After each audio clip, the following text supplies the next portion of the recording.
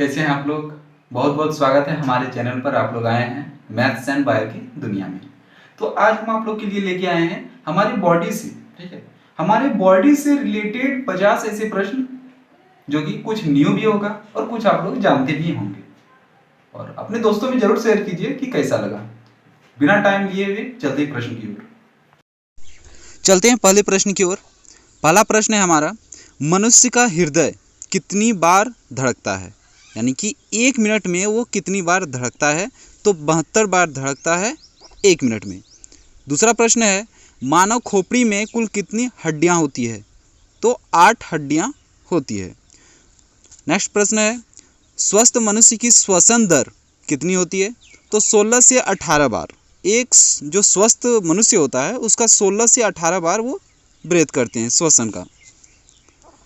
अगला प्रश्न है, मस्तिष्क का वजन कितना होता है। तो 1350 ग्राम। 1350 ग्राम मस्तिष्क का वजन होता है। और मस्तिष्क का सबसे बड़ा भाग क्या होता है, सेरेब्रम, और सबसे छोटा भाग अनुमस्तिष्क होता है।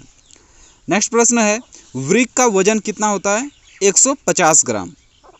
अगला क्वेश्चन है, मनुष्य की सबसे बड़ी हड्डी का नाम क्या है। वो फीमर नाम है और वो पाया जाता है आपका जांघ में। शरीर की सबसे छोटी हड्डी, बड़ी हड्डी तो पता चला फीमर, और छोटी हड्डी स्टेपीज जो कि कान में पाया जाता है। नेक्स्ट प्रश्न है हमारा, शरीर में सबसे मजबूत हड्डी वो जबड़े की हड्डी होती है। अगला प्रश्न है, शरीर की सबसे कठोर तत्व, शरीर का सबसे कठोर तत्व क्या होता है। तो आप देखे होंगे दांतों के जो ऊपर परत होता है इसका नाम होता है एनामेल। नेक्स्ट प्रश्न है, सामान्य मनुष्य का रक्तचाप कितना होता है। तो 120/80 mm। 120/80 mm। एक प्रश्न और है कि इसको मापते किससे हैं, किस उपकरण से। तो इसको मापते हैं स्फेग्नोमैनोमीटर से। नेक्स्ट प्रश्न है, मानव शरीर में जल की मात्रा कितनी है। तो 65 से 80%। कुछ बुक्स में आपको डायरेक्ट 70% या 72% भी मिल जाता है, तो याद रखना है 65 से 80%। अगला प्रश्न है, रक्त की मात्रा शरीर के भार का कितना होता है। तो 7%।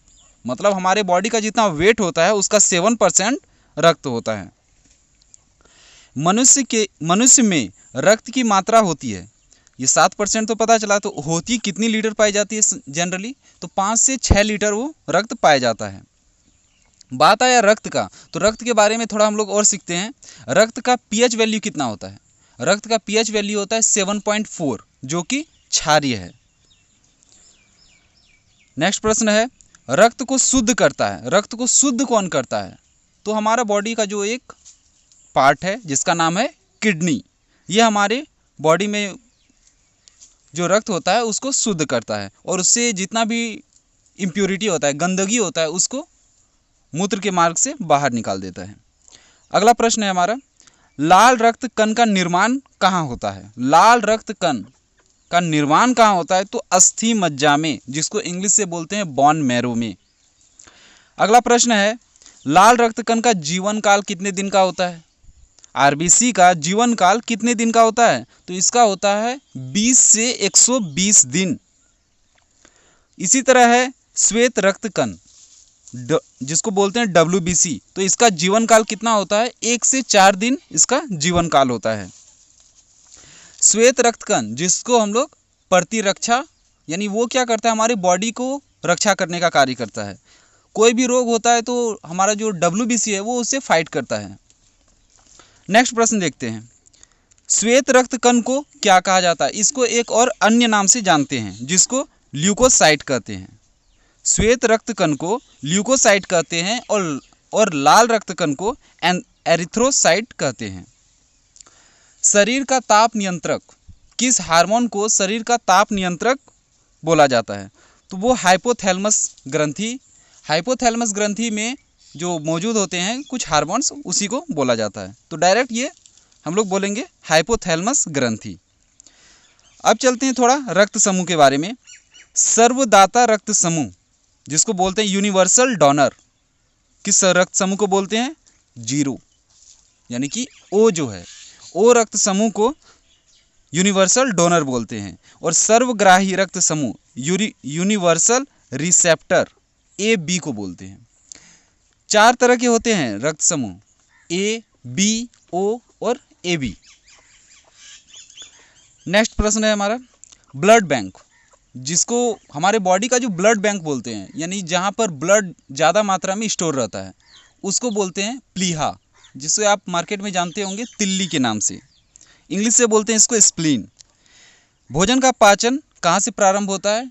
तो मुंह से, क्योंकि फर्स्ट निवाला जब जैसे हम लोग मुंह में डालते हैं वहीं से पाचन की क्रिया स्टार्ट हो जाती है। अगला प्रश्न है हमारा बाइल, जिसको पित्त बोलते हैं। तो पित्त स्रावित होता है, पित्त स्रावित होता है। कहाँ से स्रावित होता है पित्त? स्रावित होता है यकृत द्वारा, यकृत द्वारा पित्त स्रावित होता है और जो स्टोर होता है वो होता है पित्ताशय में। और अब एक चीज़ और जानते हैं पित्त के बारे में, पित्त का पीएच वैल्यू कितना होता है? पित्त का पीएच वैल्यू 7.7 होता है। नेक्स्ट प्रश्न है विटामिन ए संचित रहता है, विटामिन ए संचित रहता है, कहाँ पर स्टोर रहता है? तो यकृत में ये स्टोर रहता है, जो जिसको लीवर बोलते हैं, ये यकृत में स्टोर रहता है विटामिन ए। शरीर की सबसे बड़ी ग्रंथि, शरीर की सबसे बड़ी ग्रंथि का नाम क्या है? यकृत, जिसको लीवर बोलते हैं। शरीर की सबसे छोटी ग्रंथि या फिर मास्टर ग्रंथि बोलते हैं, पिट्यूटरी ग्रंथि। इसको सबसे छोटी ग्रंथि, लेकिन जरा सोचिए कि छोटी ग्रंथि लेकिन मास्टर ग्रंथि बोला जाता है। इसके बारे में थोड़ा सा बता देते हैं आप लोग को। इसका जो वजन होता है 0.6 ग्राम होता है, लेकिन ये क्या करता है, हमारी बॉडी का पूरे हाइट को ये कंट्रोल करता है, इसलिए इसको मास्टर ग्रंथि बोला जाता है। नेक्स्ट प्रश्न है हमारा मनुष्य में पसलियाँ पाई जाती है, पसलियाँ कितनी पाई जाती है? तो 12 जोड़ी पसलियाँ पाई जाती है। नेक्स्ट प्रश्न है शरीर में हड्डियों की कुल संख्या कितनी होती है? ये तो बच्चा वाला क्वेश्चन है। 206 हड्डियाँ होती है, लेकिन जो बच्चे होते हैं, जो छोटे बच्चे होते हैं, उसमें पाया जाता है लगभग 300। किसी में मिलता है 208, लेकिन ये कंफर्म नहीं है, कुछ बच्चों में ज़्यादा पाया गया है, तो इसलिए ये बोला जाता है कि 300। नेक्स्ट प्रश्न है शरीर में मांसपेशियां की कुल संख्या कितनी है? तो 639 मांसपेशियां पाई जाती है, 639 टाइप का हमारे बॉडी में। लार में पाया जाने वाला एंजाइम कौन सा है? तो लार में 2 तरह का एंजाइम पाया जाता है, एक है टाइलिन, दूसरा है एमाइलेज। अगला प्रश्न है लिंग निर्धारण होता है, ठीक है, लिंग निर्धारण यानी किस पर निर्भर होता है? तो पुरुष के क्रोमोसोम पर निर्भर होता है। एक प्रश्न इसमें और भी रह गया कि लिंग निर्धारण, जब ये बात आता है लिंग निर्धारण मतलब कि निषेचन के बारे में, तो निषेचन जो होता है वो कहाँ पे होता है? निषेचन कहाँ पे होता है? तो होता है डिंब वाहिनी, जो डिंब वाहिनी होता है, जो कि स्त्री का पार्ट है, उसमें ये होता है निषेचन की क्रिया। अगला प्रश्न है हमारा मनुष्य का हृदय को कितने भागों में बांटा गया? मनुष्य के हृदय को 4 भागों में बांटा गया है। क्या क्या याद रखना? अलिंद और निलय। 2 अलिंद होता है, 2 निलय होता है, मतलब दायां अलिंद बायां अलिंद, दायां निलय बायां निलय, तो 4 इस तरह से याद रह जाएगा। मनुष्य में क्रोमोसोम गुणसूत्रों की संख्या कितनी है? तो 46, 23 जोड़ी।